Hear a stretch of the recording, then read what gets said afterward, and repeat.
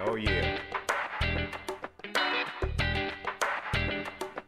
All right. Oh yeah. Numen is the animating force in all things living. We sense this force perhaps most abundantly in plants. Our DNA contains so much material that is from the plant world. And that's just a scientific fact. You're as much carrot as you are kangaroo, as you are bird. A lot of that DNA, a lot of that memory comes from the very origins of life. That when we go to talk to a plant, we are addressing, you know, a cousin, a family that is a part of us. And so we address them in that manner. When life was evolving on the earth, in the oceans, most green material in the oceans, if you look at the cell wall structure, is composed of primarily omega-3 oils. The chloroplast is mostly omega-3 oils. So the omega-3 oils seem to be the fundamental oil of the universe. So we're connected to the beginning. You see what I'm saying? We're connected to the beginning of life itself. So when you take those oils in, the body is connected in a very spiritual way, I would say, to its beginning, even before the human form became the human form. So it's this exquisite relationship that most people don't have consciousness about. That's very unfortunate. It's like being in relationship to one of the highest beings that we could possibly have in a material form and not recognizing that you're in marriage to them. That's rather sad, I think.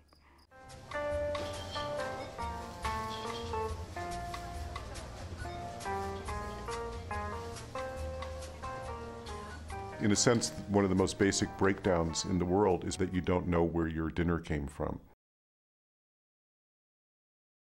You know, that you don't know where this medicine came from, and that it's just become a commodity or a product rather than something that's actually alive. We're all separated from our roots in nature. We're separated from the healing, healthy energies of the ecosystem.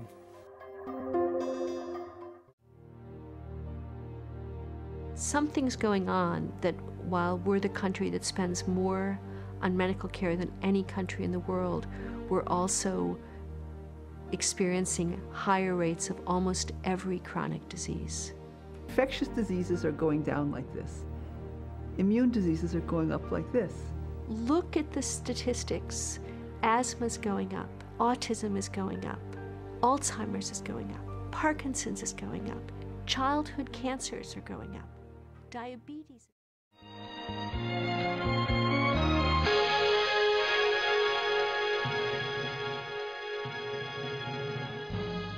The allopathic medicine tradition comes from what's called heroic medicine. And the basic concept, the basic belief, was that in fact nature does not have a capacity to heal, that the physician has to be this heroic figure who intervenes with these very invasive and often very toxic methods to kill the disease. If you look at the root word healing, it has to do with wholeness and oneness and unity. Modern medicine during the 20th century has not been about wholeness. It's been about parts. It's been about splitting human beings up into atoms and molecules and organs and organ systems. So it's been actually the reverse of healing.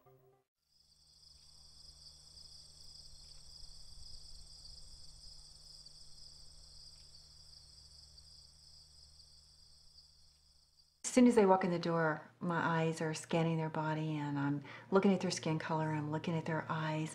I'm looking in their eyes to see if I see a vitality there that I want to see if a person is healthy, or if their eyes are dim, if that fire is, that vital energy is dim. And I'm looking at their fingernails, I'll look at their tongue, I'll look at their lip shape, lip color, I'll look at the way they walk and the way they move.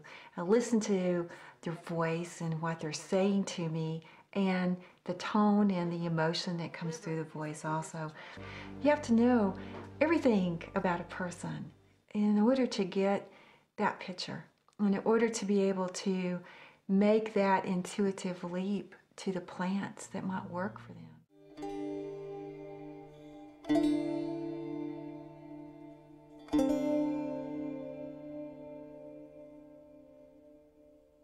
So when a consumer goes into a health food store and they see a barrage of hundreds of thousands of herbal supplements and vitamins and minerals, it's a real challenge for them to know what to do.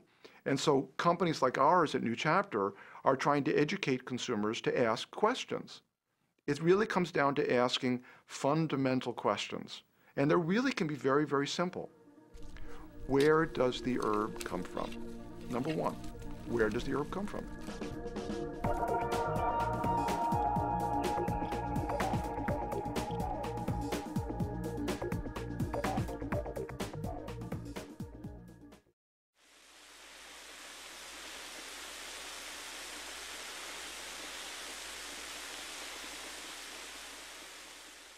Plants and their presence in our lives work on a number of different levels. So there are a complex range of constituents that the body responds to, but then there's also an overriding energy or life force which becomes a part of us when we employ that in medicine. In the context of human history, almost everyone in every age believed in a non-local form of consciousness that manifested through dreams, through contact with ancestors, with spirits, the ability of consciousness to make a difference in healing at a distance, remotely, beyond the reach of the senses. So it is only in the past 200 or 300 years that we have bought into this idea that consciousness is just an individual bodily phenomenon. You know, there are many different ways of knowing in the world. And when you look particularly at indigenous or traditional cultures, they know an extraordinary amount of stuff. It's what Gary Nabhan calls indigenous science. Yet they didn't have the tools that we have now with modern science. Yet ancient shamans knew about the spiral structure of DNA.